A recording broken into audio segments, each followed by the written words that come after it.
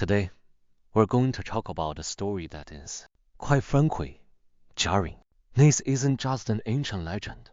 It's a profound reminder of the weight of our words, the nature of our beliefs, and how the gears of karma actually turn. We won't start at the beginning. Instead, let's jump straight to the end. There was a monk named Kokalika. As his life neared its end, his body became covered in festering pustules. They started small, like mustard seeds, then swelled to the size of peas, causing him agonizing pain. But that was just the prologue. Upon his death, he fell directly into the deepest, most terrifying. There, his tongue was pulled out and plowed over and over by 500 red-hot glowing plows. The torture is beyond human imagination, and it all stems from a single recurring action in his life. You might wonder, he was a monk.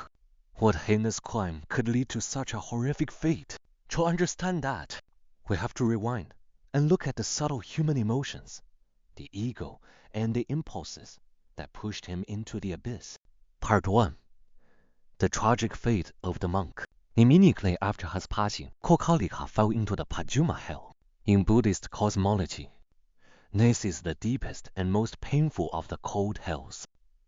The cold is so intense that one's flesh freezes and cracks open like the petals of a blooming lotus. Devas even descended to report the carnage to the Buddha. This wasn't just a metaphor. Imagine a tongue stretched out like a field being plowed, a body consumed by flames, only to be instantly regenerated to burn again in an infinite loop. Iron-jawed lions, dogs, and vultures constantly tore at him. The suffering was unceasing. Part 2. Slandered in the cave. The irony is that this entire catastrophe started with a good intention that was poisoned by jealousy and anger. Kokalika originally held Sariputta and Moggallana, the Buddha's two chief disciples, in high regard. He even entrusted his own disciples to their care when he went on a journey. However, when he returned and found his disciples gone, he felt betrayed. His ego told him, "They stole my followers." On a fit of rage, he tracked them down to a cave. Just as he arrived, he saw a woman walking out of the cave. That was it. His logic snapped. He rushed in and began hurling insults at the two saints, accusing them of impure and scandalous behavior. Part 3. The 3 warning. You might think he'd cool off after one outburst. He didn't. He took the scandal to the capital, making sure everyone knew. 3 times. This number is crucial. The Buddha personally intervened to stop him. The Buddha pleaded, "Do not slander them. They are pure. You are creating immense suffering for yourself." But Kokalika's reply was chilling. "World-honored one, I have faith in you, but I believe my own eyes. I saw it. They are evil men." In that moment, he signed his own spiritual death warrant.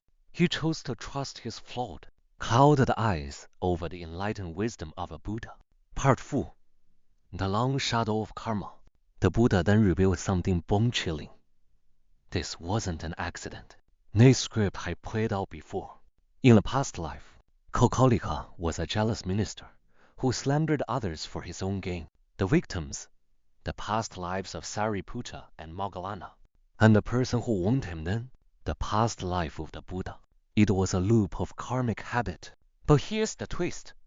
Why did Sariputta and Moggallana, who were enlightened saints, have to endure such abuse?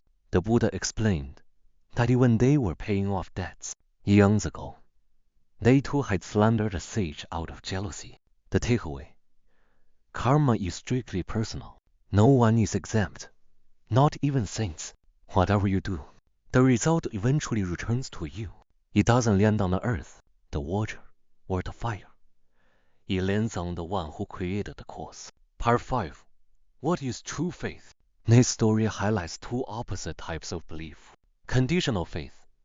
He only believed the Buddha when the Buddha's words matched his own opinions. His logic was, "I believe because I saw it."